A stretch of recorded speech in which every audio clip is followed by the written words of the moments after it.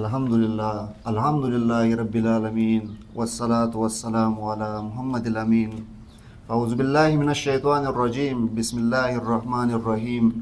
رب اشرح لي صدري ويسر لي أمري واحلل عقدة من لساني يفقهوا قولي.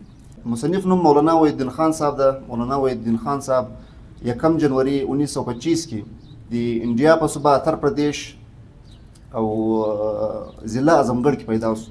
تقریبا د 4 کلو نو د پلار وفات شو. فرید الدین خان د پلار نوم دغه بعد د پرورش او د تعلیم سلسله د یو اکاده صوفي حمید الدین هغه روانه کړه. نو د مدرسه الاصلاح تر واچو. مدرسه الاسلام په اعظمګړ کې ده. دغه وخت په ټاپ مدرسو کې د الله تاسو کم بنیادی فیض حاصل کو یا د کم بنیادی علم حاصل کو. دغه د استاد نوم مولانا امین حسن اصلاحي صاحب.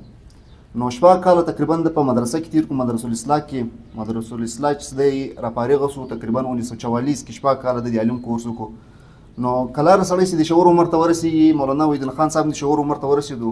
نو د په ذهن کې څه سوالات راغلل، فطري سوالات چې زه څوک یم، کائنات چا جوړ کړی ده، اما به آغاز و انجام چی شي، د کائنات څه مقصد لپاره جوړ شوی د په آسان الفاظ کې د په ذهن کې دا سوال راغلو. نو 4-5 کاله به قول مولانا وحید الدین خان صاحب خپل د ډېر په اضطراب کې ډېر بېچینه بو. د بېچیني او د بې اضطرابي دا حال و چې د به اټکل سفرونه کول، کله دلته کله هلته، کله به ځنګل ته تللی و. نو بېچیني په حالت کې به تقریبا دی ډېر بېچین و، انتهایي زیات بېچین و. کله سړی چې د حق په تلاش کې نو څونه قدر به بېچین وي. نو دی وایي زه تر خودکشي پورې ورسېدم. له هغه بعد دی ویل ما به همیشه دا د 4-5 کاله د ډیوریشن کې وایي ما به دا دعایه کلمات پر خوله باندې ویلې چې خداوند تو کب آئے گا، میں کب تک تیرا انتظار کروں. یعنی الا رب العالمین که ته په حقیقت کې وجود لرې یا په حقیقت کې ته یې، نو خو ما ته ځان ناکاره کړه. دا زه په خپل الفاظ کې وایم. نو په 1948 کې تقریبا د اضطراب ختم شو. د چې دا کومه بېچیني وه د اضطراب ختم شو. د مذهب په صداقت باندې د یقین شو.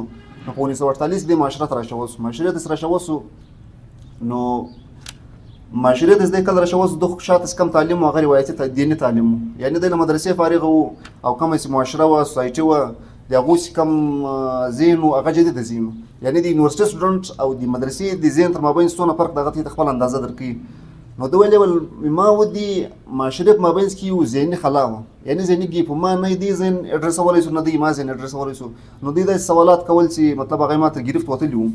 نو دوی ما کمیټمنټ وکړو چې زه به فلسفه او مغربي څه کوم لټریچر د خاص کر ساینس او مغربي لټریچر او ساینس به زه خپله وایم له خپلو سورسز چې به وایم.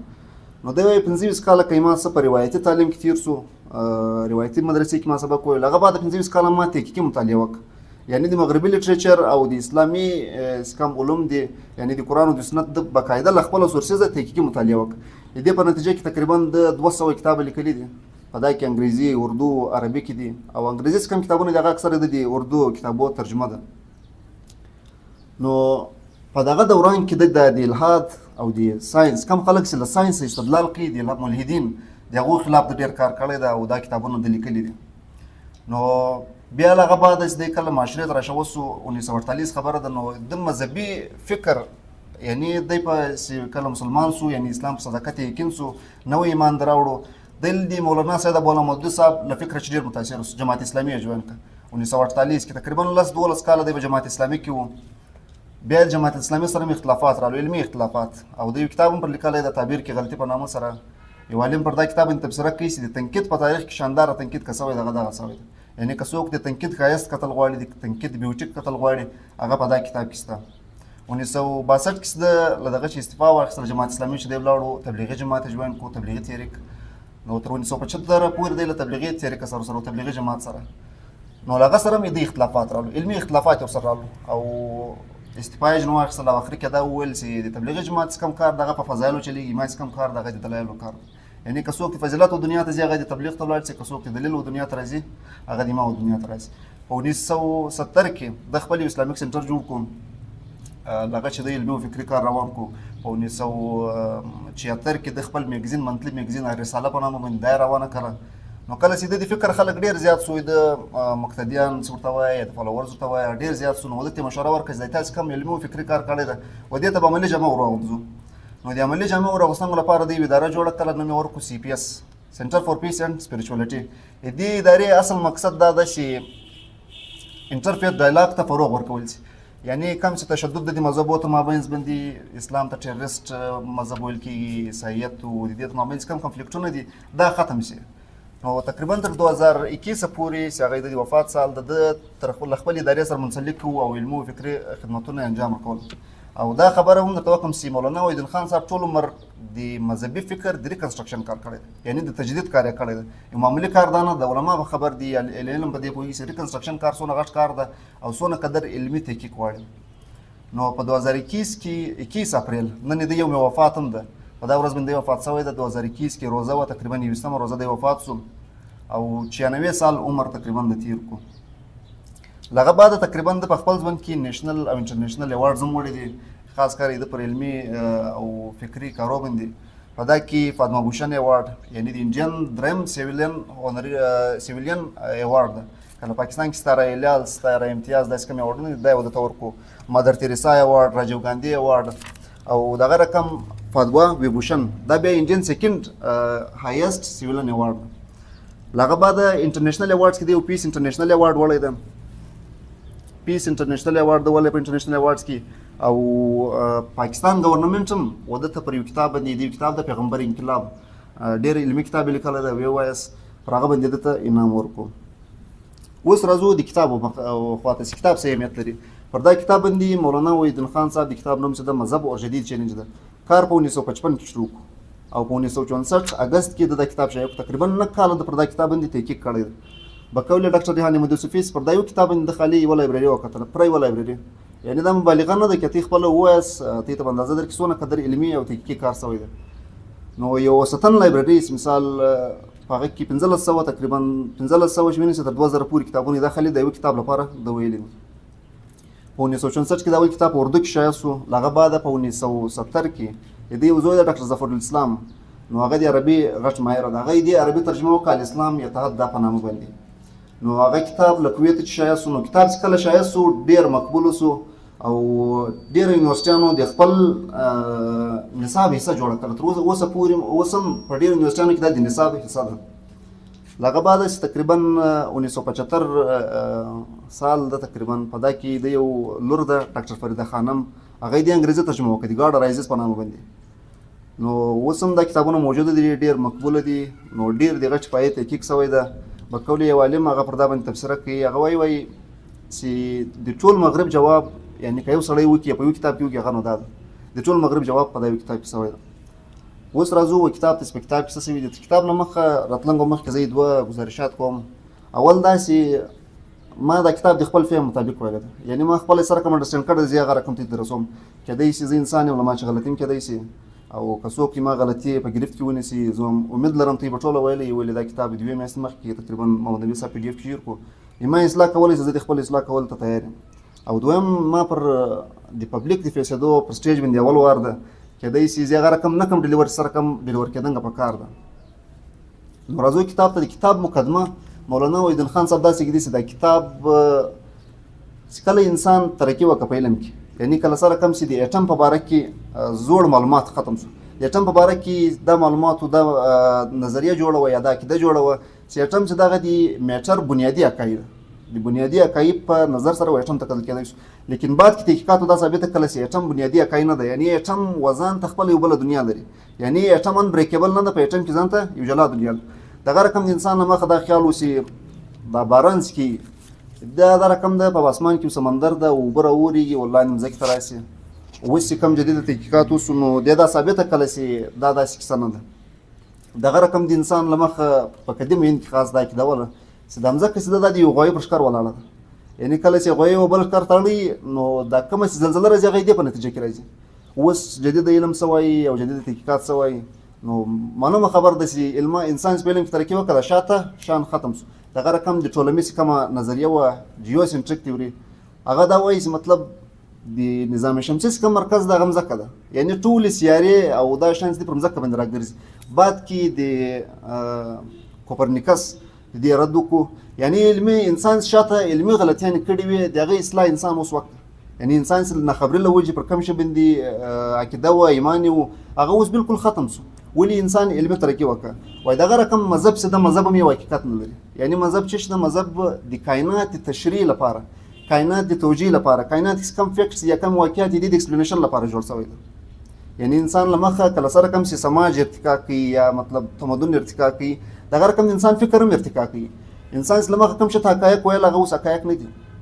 نو وای انسان چې کله فکري ارتقا وکړ نو مذهب صداقت یې بالکل ختم کړو. اګوست کامټي د فرانس یو مفکر د 19مې صدۍ کې تېر شوی دی، هغه وایي د انسان د فکري ارتقا د ما چې کوم ذکر وکړو وایي د 3 سټیج دي. 3 مطلب دی بیانوي تقریبا 2 دي، هغه اول 2 سټیج دی، خاص فرق نشته. اول سټیج دغه ته وایي تیولوژیکل سټیج او یا میټافیزیکل سټیج، یعنی د واقعیاتو توجیه او ایکسپلینیشن ته وایي. د واقعیاتو توجیه د غیر مافوق است، یعنی مافوق الفطرت استی په ذریعہ سره کیږي. مثلا لمخه د انسان دا خیال وسل مرسه ده راخیزه الله راخیزي شوکیږي الله شوکی شپه ورسه ده هغه دی الله تعالی په لاس کې د شپه الله تعالی راولي کنه غوړ ني سره ولي نه راولي. نو اوس دا په غټیم کې د انسان د واقعیاتو توجیه دا رقم کول دا الله تعالی کوي. دویم چې بیا کوم سټیج ده بیانې وای دا پوزټیو سټیج ده. پوزټیو سټیج ودا ته وایي چې اوس هر شی په تجربه او په مشاهده ثابت شوی دی. یعنی هر شی اوس انسان ته معلوم دي چې د شاته اصل سبب اصل کاز څه ده. اوس ته دا نه ویلی چې لمر څه دغه الله تعالی راخیږي، لمر څه دغه شوکي الله تعالی شوکي باران الله تعالی کوي، یا دا کوم سرمبو په فضا کې جوړي متوینو باران بعد د الله تعالی جوړي، یا د الله تعالی په خوا دا کې دا وځي د الله تعالی نشان ده. اوس دا هر شی غلط سو، علمي طریقې سره دا هر شی غلط سو. اوس راځو د دې شی جایزه خو آیا تجربه او مشاهده د معیار حق ده کنه ده. یعنی زه دا ویل سم که کم شی په تجربه او مشاهده نه ثابته هغه حق نه ده. د انسان ته الله تعالی حواس ورکړي دي، حواس خمسه چې کوم ورته وایي. د انسان سي اولینه کومه ذریعه د علم دغه حواس دي. یعنی زه په یو سترګو شی وینم یا په غوږو باندې شی اورم، نو زیاتره په دې دوه شانو باندې انسان علم اخذ کوي او بیا ذهن پر هغه باندې فیصله کوي. نو انسان چې کله دې شی باندې خبر سو سر شی په تجربه او په مشاهده باندې ثابتېدلی سي. ولې له مخکې د مذهب څخه کمې دعوې دي، خاص کر موږ دا وایو چې الله تعالی سته. اوس الله تعالی خو په تجربه او مشاهده کې نه راغلی، یعنی نعوذ بالله که زه دا وایم ما تر اوسه پورې مایکروسکوپ کې الله تعالی نه لیدلی، نه زه آخرت ته تللی یم چې آخرت آیا شته که نشته، نه مې وحی لیدلی ده چې خبرې دي آسماني خبرې دي روان دي وایو نبي ته. نو زه څنګه دا شی ومنم؟ ما په تجربه او مشاهده کې خو نه راځي. اوس اولین سوال دا ده چې آیا تجربه او مشاهده چې کوم دي دا د معیار حق ده، د حق معیار ده؟ یعنی که یو شی علمي حقیقت هغه به خالي په تجربه او مشاهده معلومیږي. اوله خبره خدا ده چې انسان چې کم تجربه او مشاهده ده، یعنی انسان چې کم حواس دا ډېر لیمیټډ دي. انسان په سترګو ډېر کم شی ویني، انسان په غوږو باندې ډېر کم شی اوري. او بیا په تاریخ کې بار داسې شوي دي چې انسان تجربه او مشاهده غلطه شوې ده. د تجربې مثال داسې ده، مثال له مخې د انسان دا خیال و چې دا کم سي کشتۍ ده دا له لکړې جوړېږي، یعنی له لرګي جوړېږي، له بله شي نه سي جوړېدلی. باید کې یو سړي دا خبره چلنج کړه، هغه ویلې ویل یا کشتۍ چې ده له ورسپنې هم جوړېدلی سي. نو کم سړي چې ول یا لرګي جوړېدلی سي خالي، هغه راولاړ سو د ورسپنې یو فلیټ دغه یې راواخیستله، فلیټ ټوکړه یې راواخیستله، په اوبو کې یې واچوله، په اوبو کې لاندې شوسوله.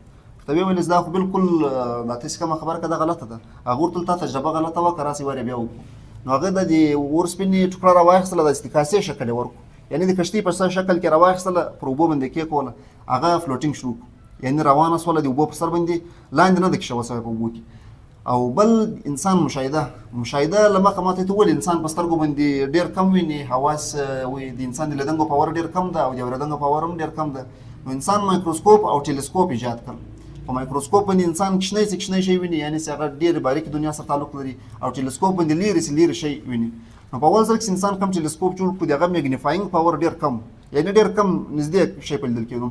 نو اول ځل کې کله د اسمان مشاهده کې، اوس اسمان مطلب موږ لوړ ته وایي، په اموتې چې په کوم لفظ کې اسمانو د هغه لپاره وایم، کله چې انسان اسمان ته کې وکتل دته د وریځه کې معلومه سو یا رڼا کې کار اسوله. نو د انسان دا خیال شو چې دا هغه سټارز دي چې د اوس د سټارز جوړېدنګو په پروسس کې دي جوړ شوي نه دي. بعد کې کله انسان ټیلیسکوپ پاور زیات کو، یعنی ټیلیسکوپ تیز ټیلیسکوپونه د هغه میګنیفاینګ پاور زیات و، انسان چې کله دغه ته کې وکتل اسمان ته، هغه سټارز ول، یعنی د سټارز مجموعه وله ډېر لیروالي له وجې ډېر کښنې معلومېدل. نو له دې چې دا معلومه سوه چې د انسان چې کوم تجربه ده او مشاهده ده هغه غلطېدلی شي. دا په دا وجه دا مثالونه درکړم. او بل د تجربې او مشاهده خالي د علم ذریعه نه ده، انسان ته الله تعالی عقل ورکړی ده. یعنی ډېر داسې شیان دي چې هغه په تجربه او په مشاهده باندې موږ نشو ثابتولی، هغه لپاره د عقلي استنباط ضرورت ده. د هغه یو مثال داسې ده، په ساینس کې به مثال درکړم چې الکترون ده. الکترون تر اوسه پورې نه دی لیدل سوی، تر اوسه پورې په الکترون مایکروسکوپ کې نه لیدل شوی، حالانکه الکترون مایکروسکوپ ډېر باریکه شی و انسان ته نه ورښکاره کوي. په الکترون مایکروسکوپ کې تر اوسه نه لیدل شوی، لیکن الکترون موږ منو. ولې منو؟ د هغې افیکټ شته، یعنې د هغې افیکټ په نتیجه کې ساینسدانانو دا قیاس وکړو چې داسې یو شی موجوده ده. یعنې که ته چیرې دا افیکټس ومنې او تا په تجربه او مشاهده کې راسي، نو بیا به بالکل ته الکترون منې. د یو بل مثال د ګریویټي ده. ګریویټي انسان نه دی لیدلی، یعنې ګریویټیشنل فورس په خپل ذات کې څه شته، دا تر اوسه پورې انسان نه دی لیدلی. انسان چې ولیدو سیب ده او مځکې ته را روان ده، نو د دې واقعې د توجیه لپاره، د دې واقعې د ایکسپلینیشن لپاره انسان چې وکړي چې وایي په مځکه کې یو ګریویټي ده، یو ګریویټیشنل فورس ده، دا یو شی ځان ته راکشي. اوس به ذات خود ګریویټیشنل فورس چې شته ساینس تر اوسه پورې دې تشریح نشي کولی. یو ساینسدان دا نشي ثابتولی چې ګریویټیشنل فورس ما په تجربه او په مشاهده کې راغلی ده. که راسره کوم چې الکترون په تجربه او په مشاهده کې نه راغلی، یعنې انسان یې مشاهده نه ده کړې، بیا یې هم مني. دغه رقم ګریویټي تر اوسه پورې انسان مشاهده نه ده کړې، بیا یې هم مني.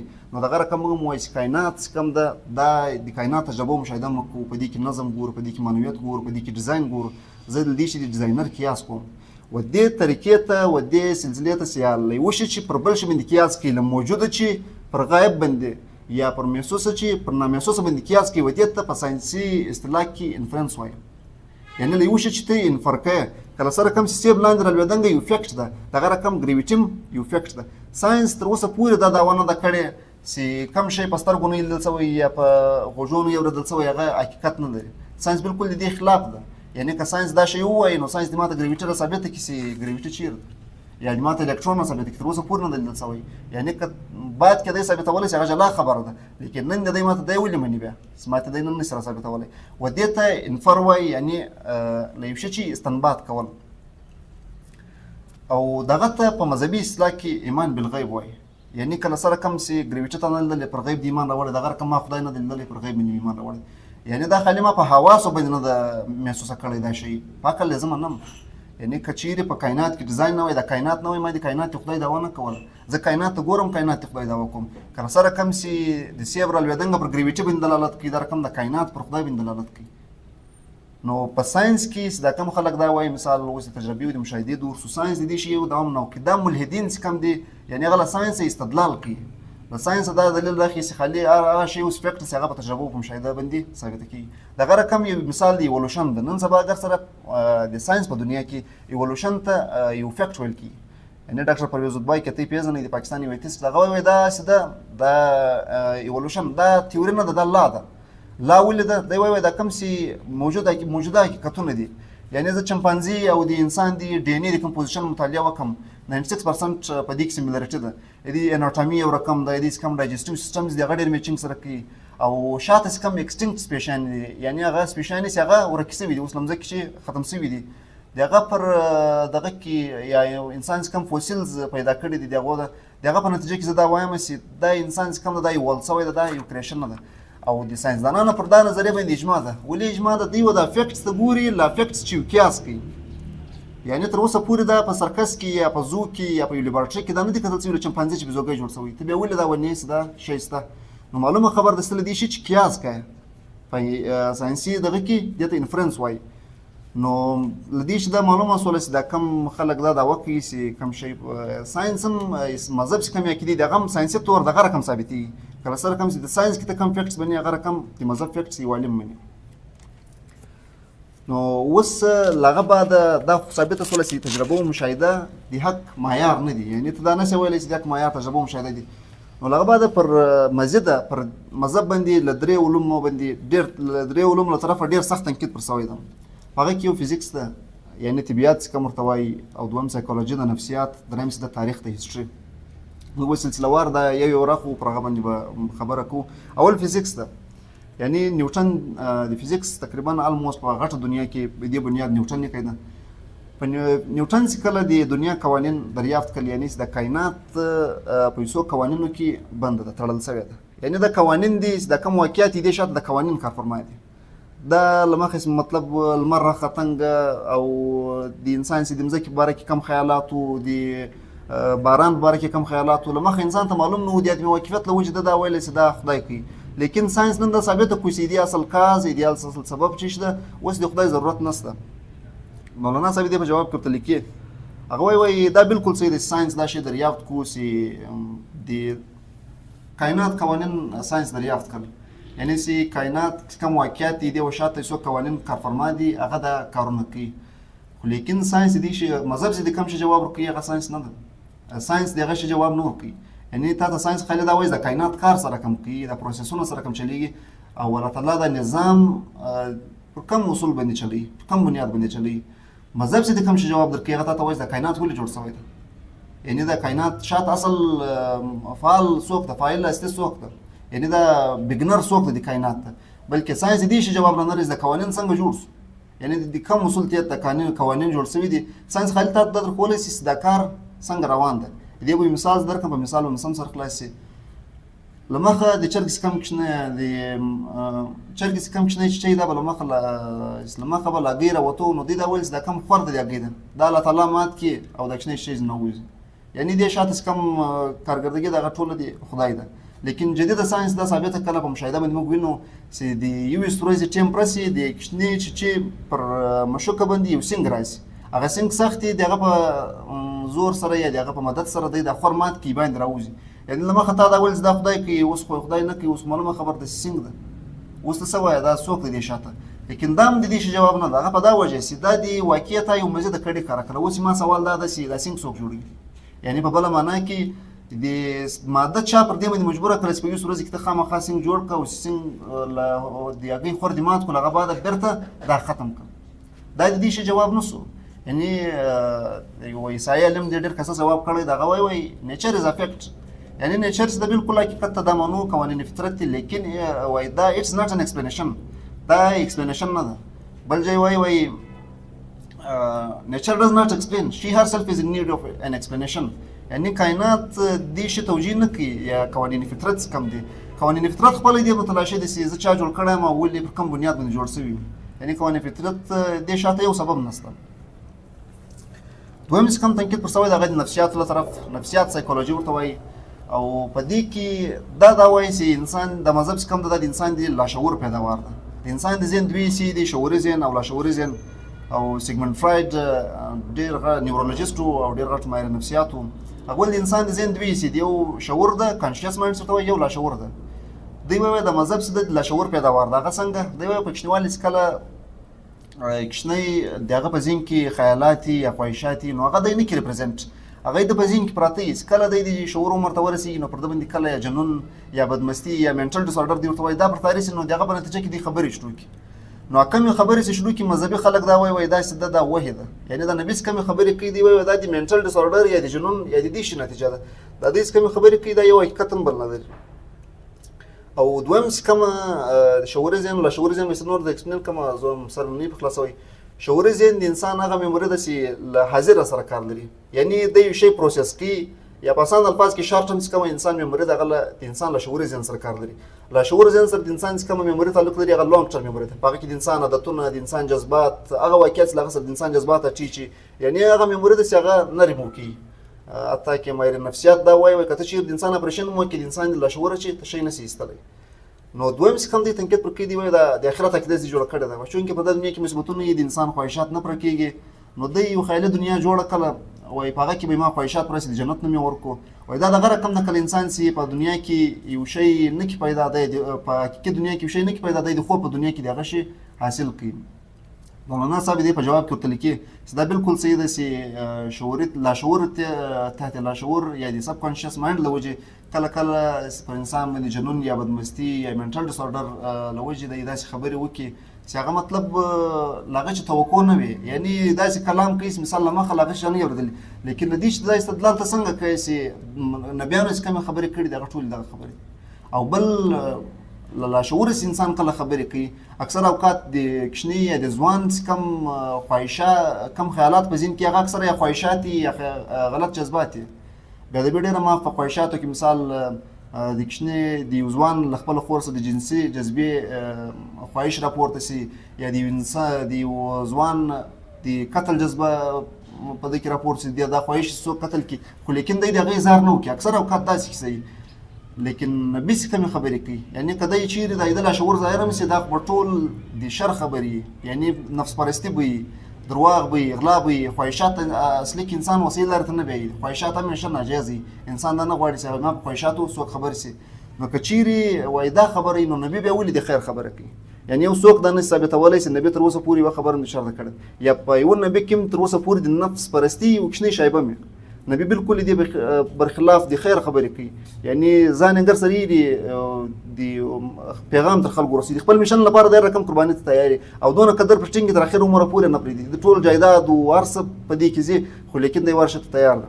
او دریم کم مجلس دغه دا ده چې انسان په لاشعور کې کم شي دا اول سر کې خالی انسان پیدا سي، د انسان لاشعور خالی، لاشعور چې بیا لاشعور ته شي ځل، یعنی له کانشیس مایند چې سب کانشیس مایند ته دا ډیټا زی دا سني انسان پیدا سوی د سب کانشیس کې شان پرته دی ډیټا پرته د لغه بعد دی غزور کې.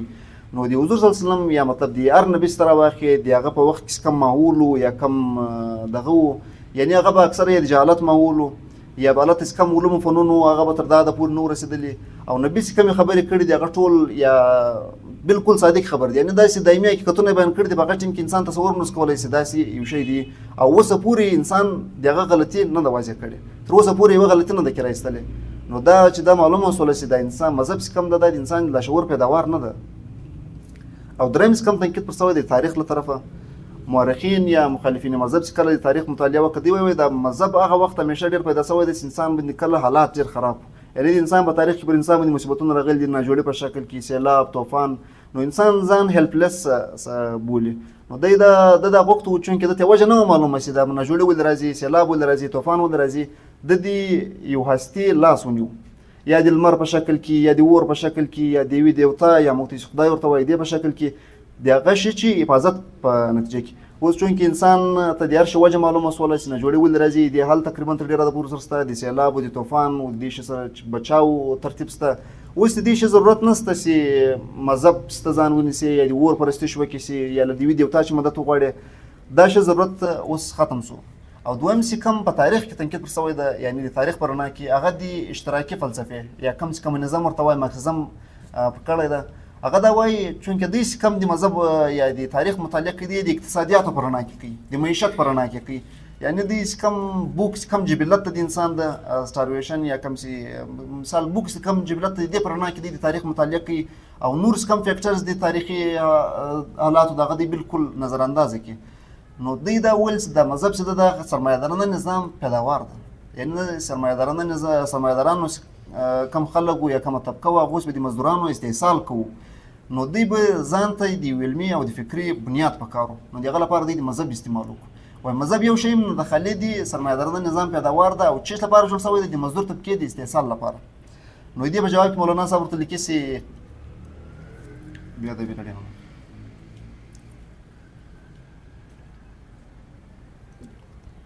دې په جواب کې مولانا صاحب دا ورته لیکي چې په تاریخ کې د تاریخ مطالعه په غلط انګل سره کوي، یعنی د تاریخ مطالعه که زه پر ډایمنشن سره نن وکم کله سره کم چې مارکس تاریخ مطالعه د اقتصادیات پر رڼا کې وکړم، زبیدون په بل رڼا کې وکړم، د ساينس پر رڼا کې وکړم، په بل رڼا کې وکړم، خپل چې کم من معنی نتیجه دغه بجناو واسم. وای دا بالکل صحیح دی په تاریخ کې انسان د مصیبتو چې د سلف یعنی د هیلپلس او د دغه لاس نیولای ده، د وی دیوتا لاس نیولای د ور پرستش کړه د لمر پرستش کړه ده، لیکن دا چې د تاریخ یو نیمه عکس و انسان تر کار کول. اوله خبره خدا ده چې مذهب څه ده، هغه نظریاتي شی ده، یعنی یو تیوریټیکل بنیاد لري. مذهب یو اوبجیکټیو مسله نه ده، یعنی اوس مذهب سی یو نظریاتي شی د زیات عمل کوم، کله کم عمل کوم، کله زیات عمل کوم، کله بدعت کې وکم، کله زیاتوالی کې وکم، کله کموالی کې وکم، یعنی پر دې بنیاد باندې د مذهب تعین نشي کولای. یعنی په تاریخ کې سماجی عمل یا داسې ثقافتي عملونه پراته دي، داسې رواجونه بو هغه ته د مذهب نه مرکړو، له مذهب سره په حقیقت کې د یو تعلق هم نو. دې مثال داسې د کزنن په کتاب کې نشته، دا مثال ځل کوم د انډرسټینډینګ لپاره سی انسان زدن دا وایم مطلب مسلمان چې هغه اسلام دا خو نه غلط مثال دی، یعنی اسلام خپل ځان ته یو بیسیک سورس لري، اسلام یو ایډیولوژیکل شی دی، زه په دغه کې کتم خپل سورسز دی، زه په هغه کې ګورم، یعنی که زموږ اسلام کتل غواړم په قرآن او حدیث کې به ګورم، زه د مسلمانانو له رویې د مسلمانانو له امله زه اسلام نسم معلومولی. دغه رقم یو جمهوریت کم ده، دا یو مخصوص سیاسي معیار ده، یعنی کار ملک پر جمهوریت زه که دا غواړم چې یو ملک جمهوري ملک ته زه په هغه معیار باندې ګورم، که چیرې پر هغه معیار باندې خیزي بالکل جمهوري ملک ده، او که نه خیزي نه د جمهوري ملک، او که زه راولاړ سم دا وایم چې پاکستان یو جمهوري ملک ده او د پاکستان کم جمهوریت هغه جمهوریت، یعنی جمهوریت اصل سورس هغه سیاسي معیار نه سو، اوس پاکستان سو، دا رقم خو پاکستان او د انډیا جمهوریت سره جلا ده، د چاینا کوم جمهوریت هغه امریکای جلا ده، د امریکای جمهوریت له جرمني جلا ده. دا رقم خو مطلب بالکل ته دا شی نشي کتلی. او دریم کوم شی ده، یعنی د اشتراکي کوم فلسفه ده، داسې وایي د مذهب څه ده، د تاریخ پیداوار ده. اوله خبره خو دا ده د انسان کوم اراده ده، الله تعالی انسان ته اراده ورکړې ده، اراده لري، ویل پاور کوم ورته وایي. دی بالکل نفي کوي، یعنی انسان داسې ده کله د صابون په چکۍ کې تیاري، نو دغه رقم سره کم نظام هغه رقم انسان جوړي، دغه رقم به دی هغه سوچي. نو که دا رقم مجلسي، نو مولانا صاحب دې ډېر کسه جواب کړی وایي سرمایه‌دارانه نظام خپل وی مارکسیست کم نظام دی یا اشتراکي کم نظام ده، دا خپل سرمایه‌دارانه نظام پیداوار. مارکسیزم بیا څنګه دا پوسیبل اوس دی سرمایه‌دارانه نظام سوچ وکړي یا دغه خلاف خبرې وکړي، دا دغه سرمایه‌دارانه نظام خپل د دې شی پیداوار ده. تفصیلات په کتاب کې ګورئ، د تر ټیم ډېر کم ده. زه خالي مین خلاصه ایتي او مخ اقدم سي سونه قدر ماته ممکن تفصيلات په کتاب کې وګورئ، کېدای شي زه هغه رقم سره نه کوم د خلاص په تفصیلاتو کې سره کوم.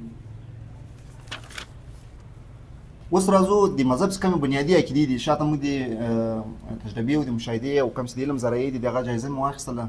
د مذهب کوم عقیدې دي هغه بالکل علمي او عقلي دي، یعنی علمي او عقلي تور ثابت دي. دغه کې اوله کوم عقیده ده هغه د توحید عقیده ده. د مذهب بنیاد توحید ده، یعنی چې د کائنات یو خدای ده او د نظام یو الله تعالی چلی، د کائنات د الله تعالی جوړ کړی ده، دې یو چلونکی ده. یعنی دا داسې نه ده چې جوړه سوله یو کریټر نشته یا که څوک کریټر ستا هغه له دې سره تعلق نه لري، نو دا مطلب بالکل کېدلی نه شي. اوله خبره په دې کې دا ده چې کائنات څه ده، دا مخلوق ده. یعنی موږ چې ګورو د کائنات پر موږ باندې واضح کېږي لره پیلو چې کائنات یو مخلوق ده. انسان خپله فطري اساس دا لري، زه یو مخلوق یم، زه د خپل ځان کریټر نه یم. د کائنات په باره کې هم دی دا وایي دا یو کریټر ده، یعنی اسانه خبره ده. زه په کائنات کې یعنی زه د لیب په دنیا کې ژوند کوم، زه یو شی داسې نه وینم چې هغه د بې کریټره جوړ شوی. که ګاډۍ زه ګورم زه خامخا د انجینر خیال کوم، نو دونه ګرند ډیزاین دا بیا څرنګه بې کریټره کېدلی شي. نو خلکو دا وویل، موږ به دا ومنو چې بالکل د کائنات یو کریټر شته. نو بیا د کریټر څوک ده؟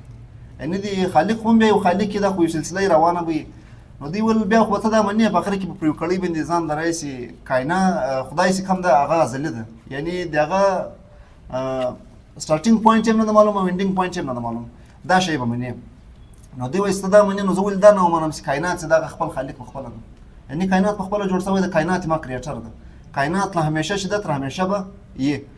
نو دا هم نن ساینسي طور غلط ثابته شوله چې ساینس دنیا چې کومه ده هغه کریټر نه ده، یعنی ساینس کائنات کوم دغه یو بګنینګ لري.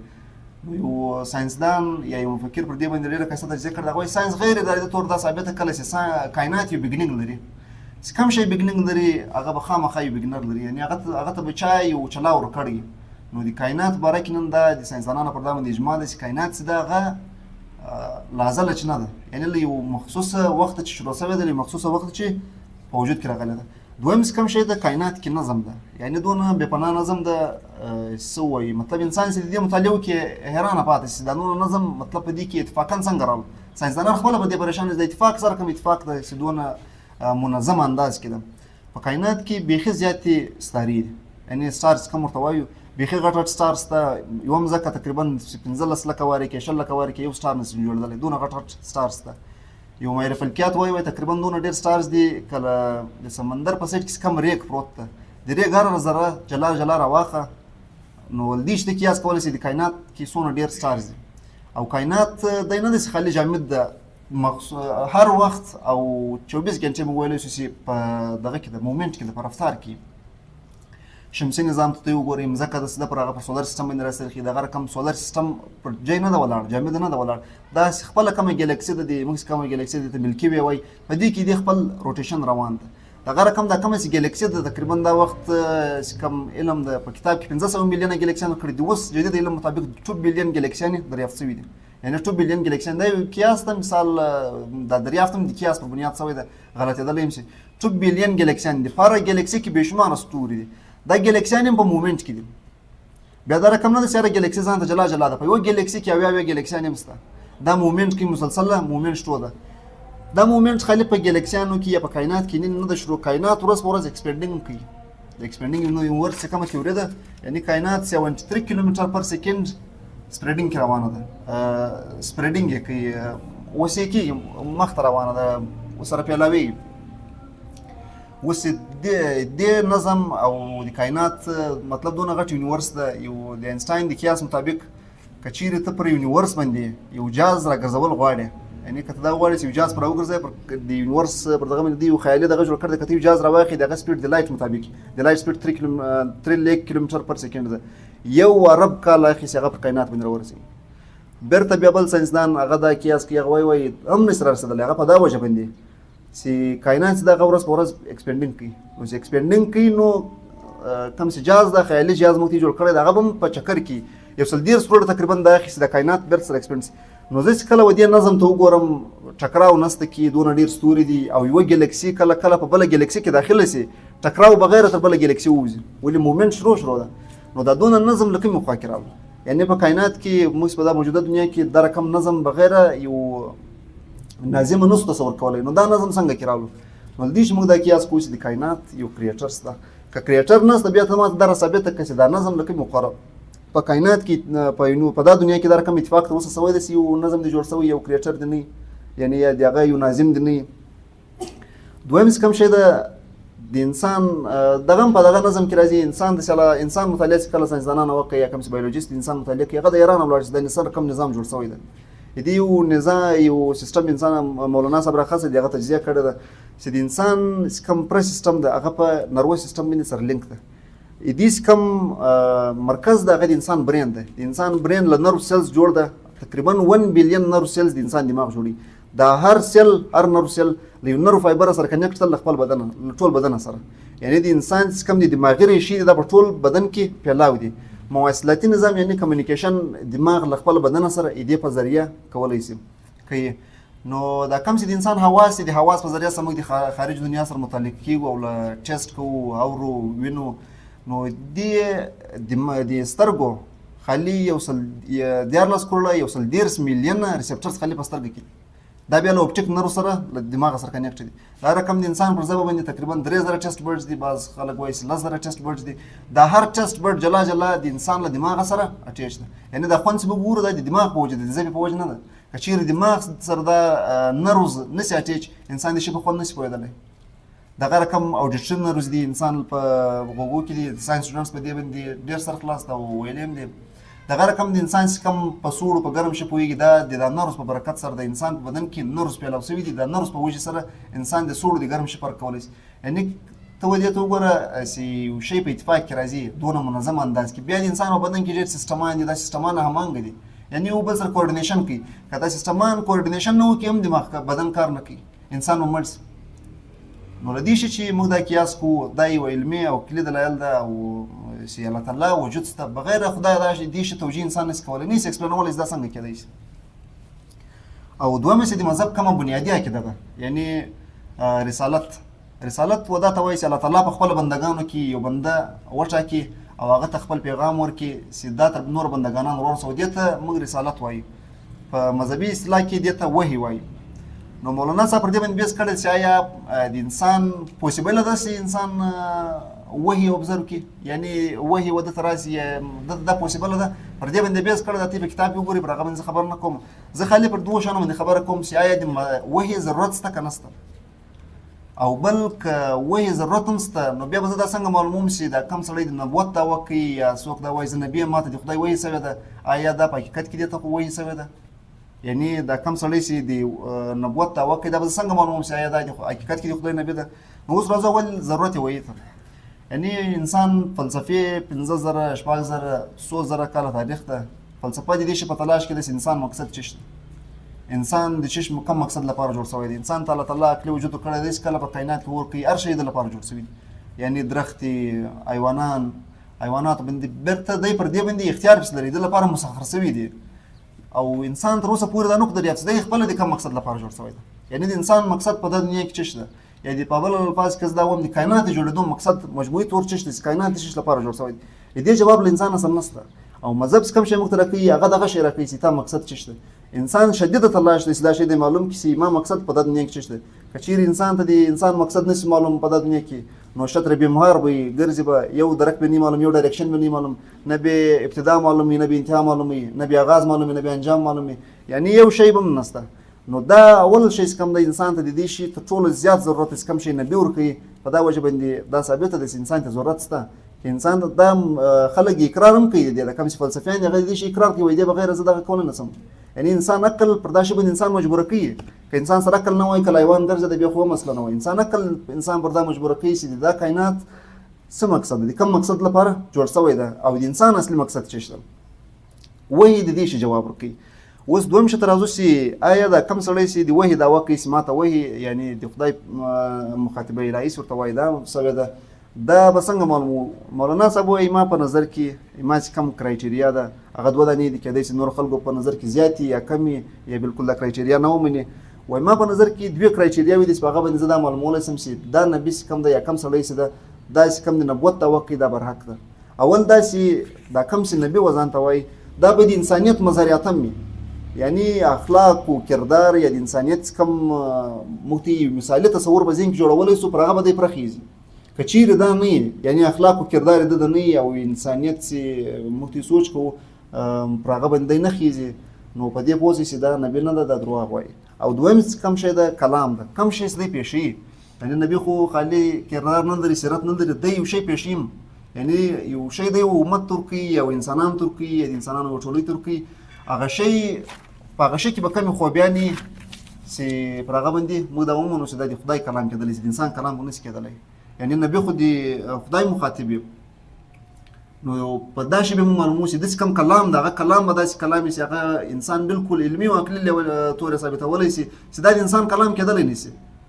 نو اول شی ته راځو چې د کردار او د سیرت په باره کې چې کومه خبره وسوه چې آیا نبي موږ کوم نبي د آخر نبي حضرت محمد صلی الله علیه وسلم که چیرې موږ د تصدیق وکړو چې د سیرت په کردار باندې صحیح خیزي یا پوره خیزي یا کوم چې اخلاقي معیار د موږ جوړ کړی ده پر هغه باندې پوره خیزي نو له دې چې د نورو نبیانو تصدیق هم کوي ولې نبي علیه السلام خپل د نورو نبیانو تصدیق کړی د هغوی انکار نه ده کړی یعنی د هغه صحیح بللی دي او دغه یې کړي چونکې که څه هم انسان ته نور څو نبیانو تاریخ معلوم ده هغه هم بالکل په سیرت په کردار کې صحیح ختلي وو. نو د نبي په باره کې د تاریخ د ګواهي ورکوي او د تاریخ د مجموعي فیصله ده چې بالکل الله کردار سړی و یعنی د اخلاق انسان کم سوچ کولی شي پر هغه باندې پوره ختلی وو. او حضور صلی الله علیه وسلم الله کې نبوت نور ته ملاو شوی نبوت حضور صلی الله علیه وسلم په څلوېښت کاله باندې ملاو شو. تر دې نه مخه لا مجموعي طور د ټولو داسې کم علاقې خلک یې بولي د خاندان خلک یې بولي د ښار خلک یې بولي هغه ټول پر دا باندې متفق وو چې دا یو باکرداره او باصیرته سړی دی بلکې ودته یې ګر سر صادق و امین ویل یعنی رښتیا ویونکی او امانتدار. نو دا دوی کوالټیانې د ده و د کوم نبوت بعد هم دا چې داسې کم منکرین وو یا داسې کم خلاف وو هغو دې شي ګواهي ورکوله. د دې واقعه زه نقل کوم چې حضور صلی الله علیه وسلم ته په دا وخت کې نبوت نه و میلاو شوی 15 کاله عمر وو. نو قریش دي کعبې تعمیرنو فیصله وکړه چې کله دې کعبې تعمیرنو شروع سو نو پر دې باندې حجر اسود یوه ډبره ده دا یو مقدسه ډبره دی بولي وایي دا پر یو دغه باندې پر خپل ځای باندې نصب کول پکار دي. نو پر دې باندې د خلکو جنګ وشي دا اعزاز زه وړم یول زه وړم بلل زه وړم 4-5 ورځې پر دا باندې بیا مباحثه شروع وته چې تر د جنګ نوبت رالو. نو یو سړي ورته ویلې ولته جنګ مه کوئ راسئ یو فیصله به وکړو چې سبا هر سړی و کعبې ته وختي رالو یا اول رالو هغه ته به دا اختیار وکړو هغه به فیصله کوي. نو سهار چې دې وکتل هغه حضور صلی الله علیه وسلم رالو نو ټولو وویلې چې هذا امین رضینا یعنی رضینا مطلب دا چې کم ده دا کم سړی چې کم ده دا امین دی دې په باره کې موږ خبر یو چې دا درواغ نه وایي یعنی دا چې کم ده امانتداره ده صدیق ده دې په خبره کې شک شبه نشي راتلی دا بالکل صحیح دی دې پر فیصله باندې موږ متفق یو هغه بعد حضور صلی الله علیه وسلم فیصله ور وکړه. دغه رقم د حضور صلی الله علیه وسلم چې کله نبوت ورته ملاو شو دا کوم واقعې چې په حدیثو کې دغه کې پرتې دي چې حضور صلی الله علیه وسلم کور ته رالو او ګبراو حضرت حجرة النور ته ویل زنبلونې نو حضرت حجرة النور ټول څنګه کیسه د ټول واقعې ورته بیان کړل هغه بعد حضرت حجرة النور ته ویل الله تعالی به تا ټول عمر نه خوري یعنی الله تعالی به تا ساتو یا په دا وجه چې ته صادق یې ته امین یې ته د برایي جواب په برایي نه ورکوې په بلایي ورکوې یعنی ته د مسکینانو د ناچارو همدرده د هغو غمخواره نو تا الله تعالی نه ده کوي. نو له نبوت بعد هم که څه هم خلک د خلاف سو یا د خپل خاندان د خلاف سو هغو د دې شي انکار نه ده کړی چې دا صادق و امین دی یا درواغ وایي هغو دا تنقید پر وکړو چې په تا باندې جنون تارې سوی ده ته لیونی سوی تا عقل کار پرې کوي ده. ابو جهل موږ ته به خبرو چې د مذهب تر ټولو قوي مخالفه دی و ده دا وویلی چې حضور صلی الله علیه وسلم ته ویل زه دا نه وایم چې ته درواغ وایه خو لیکن دا تاسې کومه خبره ده ما ته صحیح نه معلومېږي یعنی تا باندې جنون تارې سوی ده یا د عقل کار پرې کوي. نو حضور صلی الله علیه وسلم ته ډېرې دغه وسوسې تر راسه که ته چیرې د پیسو شوکې یا دغه شوکې، حضور صلی الله علیه وسلم دا یو شی هم نه دی کړی. یعنې د کردار په لحاظ سره، د خپل میشن په لحاظ سره حضور صلی الله علیه وسلم پوره ډیډیکیټډ وو. تفصیلات په کتاب کې وګورئ، ما خلاصه ته بیان کړی. یعنې تاریخ پر دا باندې ګورئ کې مستشرقین اورینټلیست کوم ورته وایي، هغه د دې شي اقرار کوي چې که د سیرت په کردار کې یو مثالي نمونه څوک ګوري، هغه د پروفیټ محمد صلی الله علیه وسلم وګوري. دویم چې کوم بنیاد مو کېښود هغه د کلام ده، یعنې قرآن مجید. حضور صلی الله علیه وسلم وایي هر نبي ته یو معجزه ورکول شوې ده، ما ته چې کومه معجزه راکول شوې ده هغه قرآن مجید ده. یعنې له یوې خوا مطلب موږ چې باندې ورته ګورو د کلام چې کوم حضور صلی الله علیه وسلم چې کوم شی راوړی ده یا کوم کتاب راوړی ده هغه قرآن مجید ده. یعنې نن که موږ مذهب کې دا وګورو چې حضور صلی الله علیه وسلم سره کوم معجزات ورسره وو هغه قرآن مجید وو. یعنې د حضور صلی الله علیه وسلم نور معجزات اصل چې کومه معجزه وه هغه قرآن مجید وه. نو قرآن مجید په باره کې قرآن مجید کې هغه کم پیلو دي چې موږ دا ووایو چې د خدای کلام کېدلی شي، د انسان کلام نشي کېدلی. مولانا صاحب دې د دوه کرایټیریا کې دي، وایي دا دوه کرایټیریاوې دي، دې جواب تر اوسه پورې چا نه ده کړی. یعنې که څوک دا کرایټیریاوې غلطې کړي نو بالکل صحیح ده، بیا دا د خدای کلام نه ده. اوله دا چې حضور صلی الله علیه وسلم یا قرآن مجید الله تعالی چې کوم کلام ده دی دغه ته چیلنج ورکړو، دا کوم چې عرب وو یا د عربي ادب سره تعلق وو چې که تی چیرې په دا کې شک ویني، یعنې دا که د انسان کلام تی بولي یا د شیطانانو الهام یې بولي یا د جناتو الهام بولي، نو تی د دې په مثال یو صورت خالي راوړئ. وإن كنتم في ريب مما نزلنا على عبدنا فأتوا بسورة من مثله إن ودعوا شهداءكم إن كنتم صادقين. یعنې که تی چیرې په دا خپله دعوه کې صحیح یاستئ د دې مثال یو صورت راوړئ، بالکل بیا ونه. نو تاریخ دا ګواهي ورکوي او تاریخ ګواه ده چې د دې چیلنج جواب چا نه درکړی، تر اوسه پورې نه درکړی. یو دوه خلکو دا اکسپټ کړو، یو لبید بن ربیعه ورته وایي، دا ډېر غټ شاعر و. یعنې که د عرب په شاعرانو کې هغه د سر شاعرانه واخلې په هغه کې یو ده نه دیم ده، د دا چیلنج اکسپټ کړو. نو د خپل یو شعر د مولکات چې کوم ورته وایي دا د کعبې پر دروازې به دې شعرونه راځړېدو، پر دا به دې به کمپټیشن و. یعنې دا یو خصوصي اعزاز و چې هر چا شعر پر کعبې پر دروازه باندې نه راځړېدو. د دې سبب مولکات وایي، اوس په دې په نامه سره کتاب هم موجوده ده. نو لبید بن ربیعه دا چیلنج اکسپټ کړو. بله ورځ یو مسلمان د قرآن مجید یو صورت ورلو، هلته یې راوځړو. نو بله ورځ لبید بن ربیعه دا وکتو، لبید ورلو. نو هغه اقرار د دې شی وکړو چې دا د انسان کلام نشي کېدلی. وایي ما هر څه لیدلي دي، د جناتو الهام دی په هغه ټیم کې تصور و، د کاینو بولې ما لیدلې ده، خو لیکن دا رقم کلام دا رقم خبره ده د انسان د وس کار نه ده.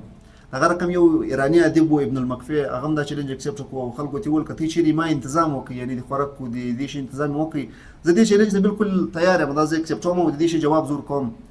نو د یو کال ټیم جن واخیستو، تقریبا خلکو د ضروریات ورپوره کړو، د کم شرایط دی ورپوره کړو. دی په یو کمره کې جلا ناست و، شپږ میاشتې بعد دا خلک ګورل چې دا کار ده تر کومه ځای رسولی ده. دی ناسته مطلب بالکل مستغرق ته په خپله مطالعې کې سوچو وړی ده، حیرانه پریشانه ده. او له ده سره شاوخوا ډېر کاغذان پراته دي، داسې په لاس کې کم کاغذ ده، پر هغه باندې یو شی هم نه دي لیکل شوي. هغه ورته ویل څنګه کیسه؟ ورته ویل ما ډېر کوشش وکړو ومې لیکل، هغه مې بېرته شریکل، ولې یو دغه یې نه جوړو، سینس یې نه جوړو. یعنې دا دې تر اوسه ډېره وتلې خبره وه. په تاریخ کې دا چیلنج چا نه دی اکسپټ کړی، او که اکسپټ کړی هم ده په هغه کې ناکامه شوی ده، د خپل عجز اعتراف یې کړی ده، دا شی یې پرېښی ده. دویم چې کوم شی ده مذهب چې کوم یعنې د قرآن چې کوم صداقت لپاره موږ ته رهنمایي کوي، هغه دا ده چې قرآن چې کوم پیشنګویانې کړي دي هغه پر سوي دي. یعنې اول قرآن دوې پیشنګویانې کړي دي، یو د نبي په باره کې خپله چې نبي په باره کې دا پیشنګویي کړې ده چې دی به غالب وي، یعنې دی به پر دنیا باندې نظام قایموي، دی به پر کافرانو باندې غالب وي، هغه به مغلوب وي. دویمه چې کومه پیشنګویي کړې ده هغه د روم په باره کې، روم په هغه ټیم کې مغلوب شو. نو دې په تفصیلاتو کې بیا نظم، ولې ټیم چې دا ډېر کم دی، دې باید سوال او جوابات نشسته. نو ما کوشش دا وسي دا بیان کړم درته.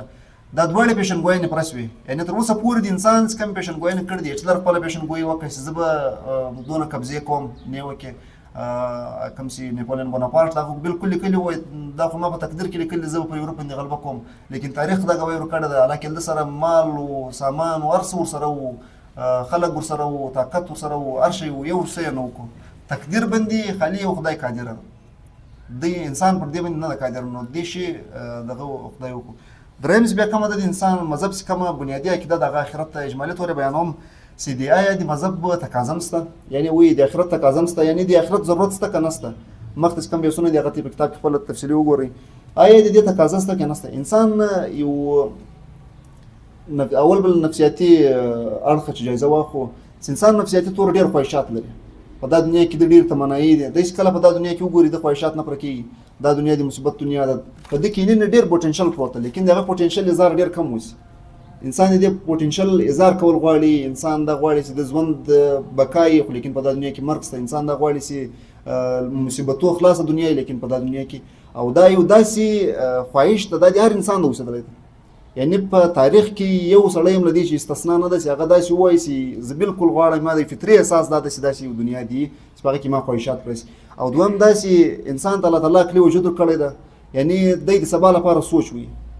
یو څوک هم یا یوه هستي یا یو حیوان یا یو شی هم پر دا دنیا باندې د سبا لپاره سوچ نه وي. خالي یو انسان د سبا لپاره سوچ وي. یعنی دا د دې شي دلیل ده چې سبا یو شی شته. که چیرې د انسان سوچ سبا لپاره نه وای نو دا سوچ له کومه خراب در سره. که چیرې سوچ د سبا لپاره شته نو دې مطلب دا ده چې سبا ورځ د انسان لپاره شته. او دویم چې کوم شی ده انسان ته الله تعالی اخلاقي اساس ورکړی د خیر او د شر شعور ورکړی ده. انسان غواړي چې د دې شي فیصله دې وشي. انسان له ظلم او چې بد کوي انصاف وکړي. دې د ریاست څخه جوړ شوی دی دغه شي لپاره جوړ شوی دی. یعنی د خیر دی فروغ ورکول او خیر ته فروغ ورکول لپاره او شر د درېدو لپاره، ظلم د ختمېدو لپاره، انصاف راوړنګو لپاره. انسان خپل اختیار وای څو خلکو ته ورکړي وای دا خیر راولي شر ختم کړي. یعنی انسان له بل انسان سره زیاتې ونه پر دا دنیا باندې انسان اخلاقي اساس دونه مضبوطه ده نو بیا هم په دا دنیا کې ظلم شروع ده. یعنی تر ټولو زیات ظلم په دا دنیا کې د انسان په دنیا کې یو حیوان پر بل حیوان باندې دونه ظلم نه کوي. شیر تر اوسه پر شیر باندې ظلم نه کوي، انسان پر انسان باندې ظلم کوي. نو دا د دې شي متقاضي ده چې یو داسې دنیا دی په هغه کې د دې شي فیصله وشي، ظالم ته او مظلوم ته د دې جزا ملاو شي. یعنی که دا رقم کیسه بیا خو د دنیا دی یو ډرامې یو سټیج یا اداکاران به راسي خپل کردار به کې ادا کړي، یو مقصد به نشي معلوم، یو شی به نشي معلوم. که صحیح کردار وکړي که غلط کردار وکړي بس ختم شو. یو عالم پر دې باندې ډېره ښایسته خبره کړې ده، وایي اگر آخرت کا دن نہ ہو کائنات کلنڈرے کا کھیل رام کی لیلا اور یزدا کی تماشاگاہ بن کر رہ جائے. یعنی یو مقصد به هم نه وي که چیرې آخرت نه وي دا دنیا حقیقت پالتو ده. بل د خیر او د شعور احساس به ورک شي. بیا زه خیر ولې کوم، انسان به هغې مرضیه ولې نه مړ کوم، زه د خپل ضرورت او د خواهشاتو پوره کېدو لپاره ولې د خیر لاره اختیاروم، ولې د شر لاره نه اختیاروم. هغه آخرت دنیا ده، بله دنیا نشته چې بل سړی ظلم کوي زه ولې نه کوم. یعنی د خیر او د شعور احساس ختم شو. دا د خیر او د شعور احساس چې انسان ودا ته مجبور کوي چې د بلې دنیا سوچ وکړي. او دریم چې اخر یو شی ده، انسان الله تعالی انسان جوړ کړی ده او دا ورته ویلي دي چې زه به یو ورځ له تا سره ملاوېږم، ته به ما په دربار کې حاضرېږې، د الله تعالی دیدار به مو انسان ته نصیب کېږي. نو دا دیدار به څه وخت کېږي؟ دې لپاره به یو ورځ په دا دنیا کې نه ده پوسیبل. انسان مړ شي، انسان چې کوم جسماني مرګ پر انسان باندې راشي، روح نه ختمېږي، نو له هغه بعد خو بیا یو شی هم نه ده پوسیبل. دې لپاره یو بل دنیا تصور چې دغه دې شي دغه پوره کوي. نو زه خپل دغه پر دا ژبه باندې ختموم ولې وخت کم ده. نو اوس به سوال جواب نشي سپارم. زما د سپیکر صدا سوال دی چې د کوم توجیهات پیش کړي د ډارمینیزم ده. یعنی ګوره پر یو توجیه باندې هغه د دومره غټ بلډینګ چې کله ودروي دی د دې توړ په دې کتاب سره څنګه کوي. امید چې سپیکر به زما په سوال پوسوي. دا بالکل صحیح ده چې تیوري اف ایوولوشن څخه ورته وایي ډارمینیزم. دا وایي انسان چې د ارتقا کړی ده، انسان کریشن نه ده. دې لپاره چې دوی کوم دلیل لري هغه دلیل ماته ته مخه مې ریسرچ ورکوم. دی وایي چې انسان او د چمپانزي تر مابین څخه کوم د ډي ان اے کمپوزیشن سیمیلرټي روان 96% چې د ډي ان اے کمپوزیشن یو رقم ده او دغه رقم اناټومي او ډایجسټیو سیستمز دا یو رقم دي. دا رقم انسان فوسیلز پیدا کو. اوس دا فوسیلز به ذات خود فیکټس دي، فوسیل فیکټس دي. دې په ایکسپلینیشن کې به غلطي روان. یعنی ساينس دا کوم سي افیکټس دي فوسیل د پراته دي، دا بالکل د انسان د کریشن خلاف نه دي. که چیرې خلاف ثبوت شته چې دا کوم فوسیلز د انسان سره پراته دي، د ډارمینیزم بنیاد فوسیلز دي. که چیرې د ډارمینیزم دا کوم فوسیلز دي د خلاف، یعنی د انسان د کریشن د نظریې خلاف وي، خو یو دلیل دی هغه در مخ چې بیا به هغه خبره وکړو. یعنی دا د دې تفصیلات دي، د فوسیلز تفصیلات دي ډارمینیزم کړي. که چیرې دا فوسیلز تفصیلات زه پر بل طریقه وکړم، ما خبره به هم هغونه ته اورې که رسونه ستل ډارمین دا اوري، زه هم د هغه توجیه کوم. نو هغه چې کوم شی د هغه د انسان د کریشن خلاف نه دي. که چیرې موږ د هر شي کریټر پیدا کوو چې د کریټر پیدا کوو، آیا هغه په ذاتي خود بیا څنګه کریټر کېدی شي چې موږ د کریټر ګورو؟ بیا به د کریټر نه وي. یعنی که موږ د دې شي ګورو چې د دې شي یو کریټر شته، کائنات یو کریټر شته، که موږ د کریټر وغواړو بیا د کریټر څنګه شو؟ دا موضوع کې چیرته معلومات لري مزید؟ یعنی اول به دې لپاره ته دا ثابتای چې خدای د خدای پورې موږ د رسای نشته. موږ د خدای د کائنات د خدای مبارک دا منو چې دا یو خالق ده. اول به ته دا ثابتای چې کم کریټر ده دا مخلوق ته بیا به دغه کریټر ګوري. انسان تر اوسه پورې دا نه دریافت کړی چې کم خالق مو منو هغه خپله مخلوق ده. یعنی که چیرې ما خالق خدای ده که زه به دا ثابتوم چې ما خالق کم دغه مخلوق ده، ما خپل ځان ثابته کړو چې زه مخلوق یم، کائنات ما ثابته کړو چې دا مخلوق ده، په دا وجه زه یې دې خالق ګورم. زه به ول د خالق مخلوقي حیثیت معلوموم چې دا مخلوق ده که نه ده. که چیرې دا ما ثابته کړی چې دا مخلوق ده بیا بالکل دې خالق نشته، مخلوق خالق یې شته. ما پوښتنه دا کوله چې دا کتاب د ویلو ثبات کې دې ستا په ژوند کې څو بدلون راوستی؟ دا یو سوال. او بل بنیادي سوال دا دی که چیرې ته وایې چې دا ډېر ښه کتاب دی او ستا د خبرو په مطابق سره موږ واورېدلی ډېر ښه کتاب دی، د دې کتاب د هر کور د رسایي دپاره څنګه به موږ دا کتاب رسوو چې هر کور ته دا ورسېږي دا کتاب؟ ما په ژوند کې خو د مولانا وحیدالله خان صاحب سپاره شخصیت ډېر اثرات دي. یعنی ما ژوند څه کم تبدیلي ده یا ټرنینګ پوینټ ورته وایي هغه د مولانا وحیدالله خان صاحب شخصیت و. ده پر دا موضوع باندې نور کتابونه هم دي، نو ما اول هغه کتابونه وویل. دا کتاب اول ما په رسایي کې نه و، اسلام و رئیس وزیر او مذهب دور جدید کا خالق، هغه دوه کتاب اول ما وویل. نو دې کتاب هغو کتابو بنیاد را جوړ کړو، هغه بعد دې کتاب ما په ژوند کې ډېره بهتري راوسته. یعنی ما چې کم د ساینس او د اسلام یا د ریلیجن کم کنفلیکټ په مابینځ کې یا کم چې د استدلال مسله ده هغه ما د بالکل کلیر شو. او دویم چې کم جواب د خلکو رسونکو پورې په خلکو کې شعور، یعنی د مصنف تعارف ورکول.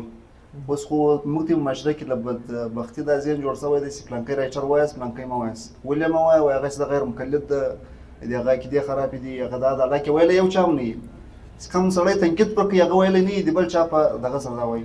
شعور به خلکو کې پیلاو شي، یعنی شخصیت پرستي ختمه شي په بله معنا کې، خلک یې خپله وایي. او دا چې کوم رایټر د دې په باره کې ما خصوصي رایه دا ده چې دې رایټینګ دونه اسانه د انسان ورکشي یو دی یو مولانا سید ابو الحمد صاحب. او زه خپله دا په دې کې دا اضافه هم کوم که چیرې چا اردو زده یي، دلته یې وایي یو سړي دا خبره کړې وه، که چیرې چا اردو زده یي او مولانا وحیدالله خان صاحب نه یې ویلی د اردو کې نه ده ادا کړی. ډېره مننه خدای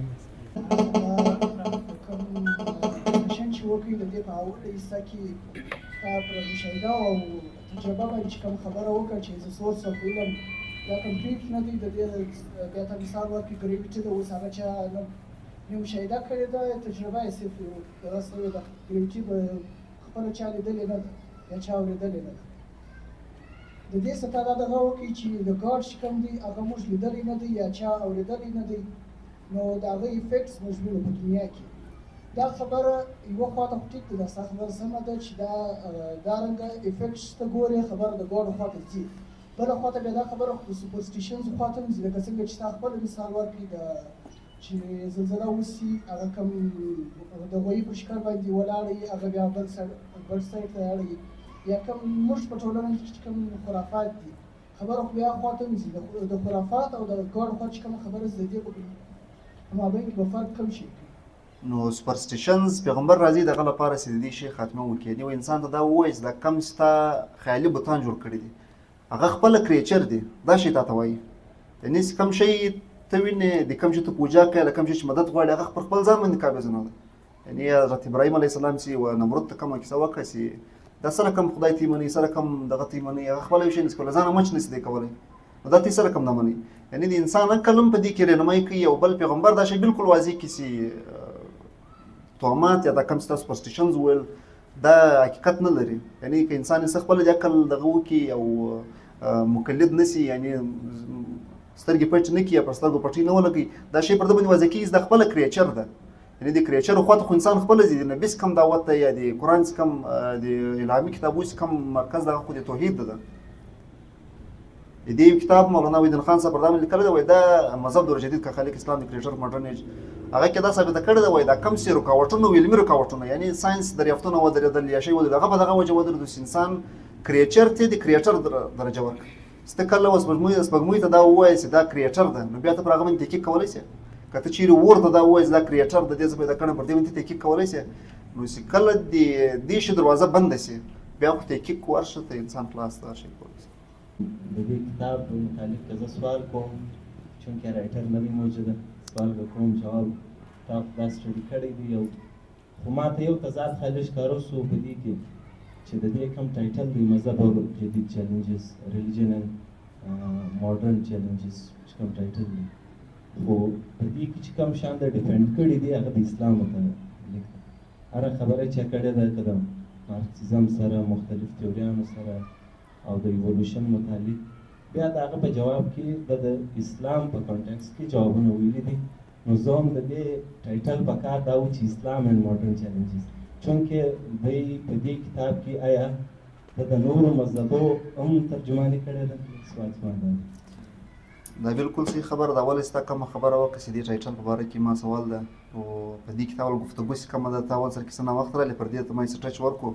په دې کې د مذهب صداقت بیان شوی دی، یعنې هر مذهب وي قسم په هغه کې غلطیانې انسان ته ضرورت شته، یعنې داسې نشي کېدلی چې انسان د بغیر مذهبه ژوند وکړي. هر انسان یو مذهب، برټرند رسل د خدای منکره دغه خپل مذهب لري، یعنې هغه وایي زه مذهب ودا ته وایي انسان په هغه کې اطمینان حاصل کړي او انسان په هغه کې هوپ ویني، یقین ویني. برټرند رسل وایي ما په میتھمیټکس په فزیکس کې دا هوپ حاصل کړی دی. کم چې ایتیست هغه هم خدای مني، خو لیکن هغه داسې خدای مني چې اوس موږ د کائنات خدای منو، دوی کائنات خدای بولي. نو دلته د دې مذهب دفاع کړې ده، یعنې که چیرې د خدای عقیده خو بیا بعد کې راځي چې د خدای په باره کې تاسو تصور څه شي، یعنې دا خو بیا بعد کې راځي چې خدای چې د سره کم دی، د خدای ذات سره کم دی، صفات سره کم دی، بیا ځان د جلا بیست آیا موجوده ده که نه ده، وجود لري که نه لري. دلته د مذهب په صداقت باندې بیس شوی ده، او چونکې دی خپله مسلمان ده، د اسلام چې کوم بنیادي عقیدې دي هغه یې راخیستې دي، هغه په دغه کې دا کتلي دي. نو ته د دا هم ویلی چې بالکل صحیح ده چې دې ته دا نوم ورکول چې نو ډېره ښه ده. نو ما اول سر کې هم دا اول ما د خپل فهم مطابق دغه کړی ده. اجمل خان تا ولې دا کتاب چې دی تقریبا په 9 کال کې د لیکلی دی د لپاره د یو لایبرري سټډي کله تقریبا 2000 کتابونه ور بیا په عربي کې هم ترانسلیټ شو، په انګلیش کې هم ترانسلیټ شو. معلوم دی چې دا دوه غټې ژبې دي، په نور کې هم ترانسلیټ شوي او د کالجانو نصاب وګرځېدي، د یونیورسټیانو نصاب وګرځېدي، ډېر مقبوله شو.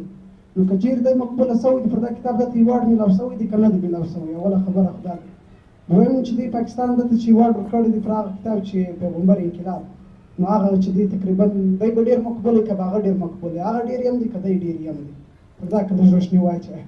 اول خو د ایوارډز کومه خبره ده، ایوارډ خو ګرځ د شي معیار نه دی چې دا مقبوله ده نه ده مقبوله، یا دا علمي کار ده نه ده علمي کار. کم چې ته یې کتاب یاد کو پیغمبر انقلاب، پر هغه باندې ته ایوارډ ورکړی ده، هغه په دا وجه ورکړی ده داسې کم فکر ده، یعنې داسې د اسلام او د دین کم تعبیر پېښي د حضور اسلام په سیرت کې هغه ثابته کړې ده. او بل د سیرت موږ خاص کر په ایشیا کې د دې زیاته چرچه مې پر دا وجه باندې سیرت په کمپټیشن کې کتاب راتلو هغه ته هم دا ایوارډ ورکړو. او بل د دې شي معیار دا نه ده، اوس موږ ګورو مسلمان عالمان دي ادیبان تېر شوي دي، برټرند رسل نوبل پرایز وړی ده ایز ا فلسفي نه ایز ا انګلیش لټریچر، یعنې په لټریچر کې د څونه قدر کار ده په دا وجه یې ورکړی ده، په دا وجه نه ده ورکړی چې دی فلسفي و. او دلته مسلمانان موږ ګورو چې ډېر غټ علمي کارونه یې کړي دي، دیني تحقیقات یې کړي دي، نو پر هغه باندې یو شی نه دی. دا معیار نه ده، مطلب مې دا ده.